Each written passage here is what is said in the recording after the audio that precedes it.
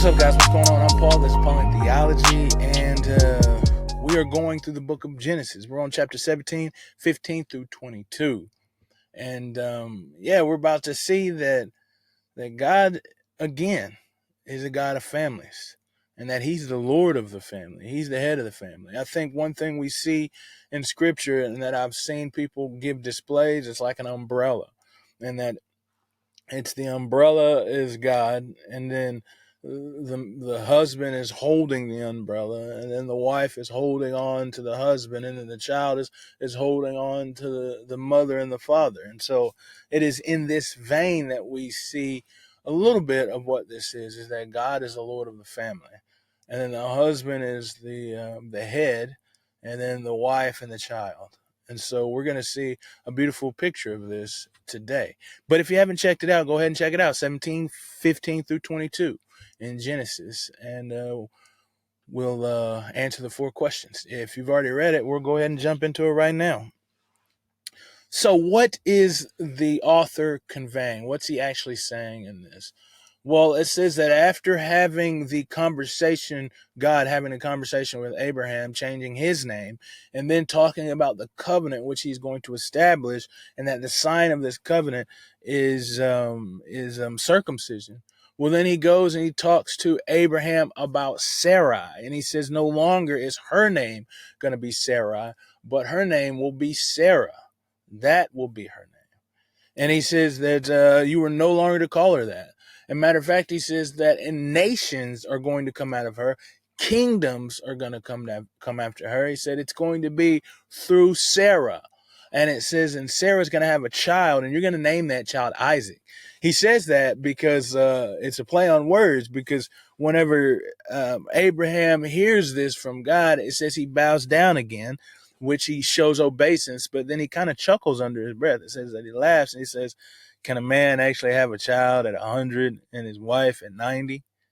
And he says, oh, yes. He said, you don't remember when I told you I was El Shaddai, all-powerful God? Like, you done forgot that? He's like, because I am the one who has the power and the ability to bring a child from you and from your wife who is barren. And even if she wasn't barren, she's definitely past childbearing age. And so he says, you will call this child Isaac, or God laughs. So yeah, they named the child after the thing that Abraham does. And actually later we'll see that Sarah is going to laugh at this prospect as well. I guess he didn't tell Sarah about the fact that they're about to have this child. And God said that it would be at this time next year. Man, that's got to just be so, ooh, man, because I know he's been waiting and waiting and waiting. And then finally it says in 1 year, God promised in 1 year he would finally have his child. Finally have his child. Man. That's insane. We've finally almost got there to the pinnacle. We've been waiting for so long. Abraham has been waiting for so long, and God says, in a year you will have your child. So what's this say? What's the scripture saying about God? Well, El Shaddai, he's all powerful because he can make a child from 2 people who are as good as dead. That's what Romans says, that Sarah and Abram was good as dead, being 100 years old and 90 years old. So it's not like Abraham is the only one thinking it. Everybody's thinking it. But God, being God, is able to achieve it. But God is also faithful, man. All of those years, 13, 20, more, just on and on and on, talking about how he is going to give Abraham and Sarah a child. And finally, he says in a year from now, she's going to give birth to a son, and you'll name him Isaac. And he's faithful.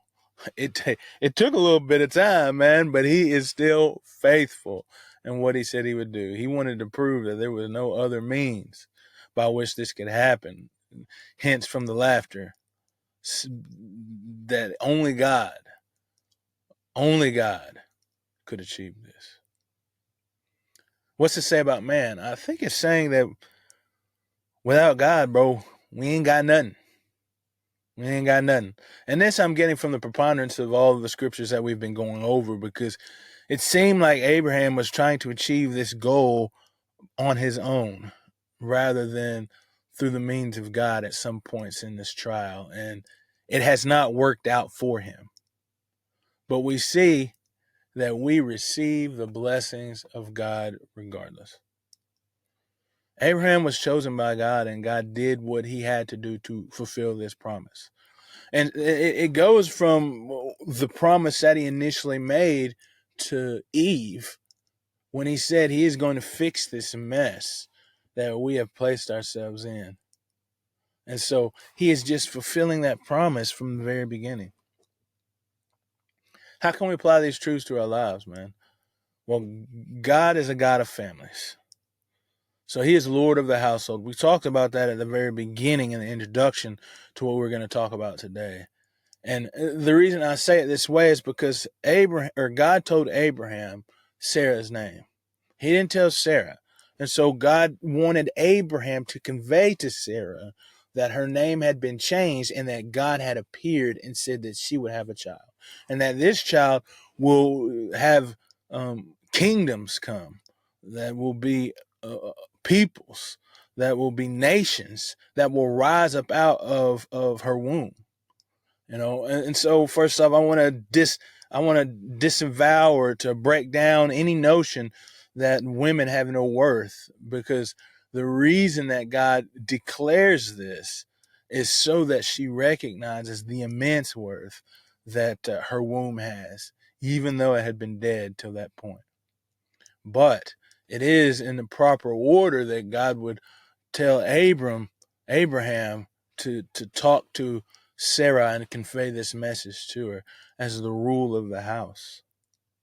And so that idea of the umbrella and the male and the father, the husband holding that umbrella, and then the wife clutching to the husband as the children clutch to their parents, that is seen in this picture here. And this picture is the proper the institution of the family, as we have read in Ephesians. If you haven't checked that out, go ahead and follow along with me, or read on your own Ephesians and see what it has to say about those things in chapter 5 and chapter 6. But yes, this displays the proper household, that God is the Lord of the household. And so in our application, man, we should trust our families with God.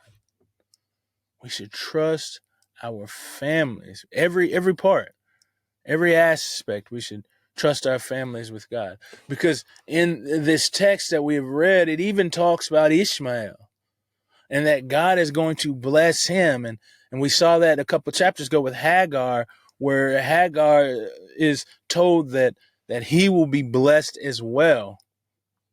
And he tells Abram now that he's going to have 12 chiefs or 12 princes that come out of the loins of Ishmael. He says, I've heard him, man, because it seems like Abram just, it's confusing sometimes, but it's like Abram just wants to do it. Maybe it's because he wants to have an idea of that he has done something in order to alter this situation, but God's like, no, Ishmael's not going before you. It ain't going to be Ishmael whom will receive the promise, or that the covenant will be established with. This covenant that will be an everlasting covenant, not with Ishmael. He's like, I'll do something with him. I'll bless him for sure because he comes from you. He says, but I will not make my covenant with him. I will make my covenant with the one I told you I was going to do it with from the very beginning. That's the way that God works. He does what he wants, but his ways are always the best.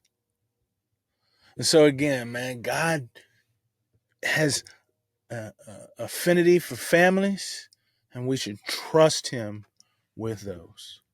Trust him with those. And if you haven't trusted him with your family today, or if you haven't trusted him with your life first, trust him with your life. He knows what to do with it. He has the power to achieve, and he can make you great. And that's what's amazing, is he can take things that are broken and mend them. And I appreciate you guys for listening, and I'll see you in the next episode.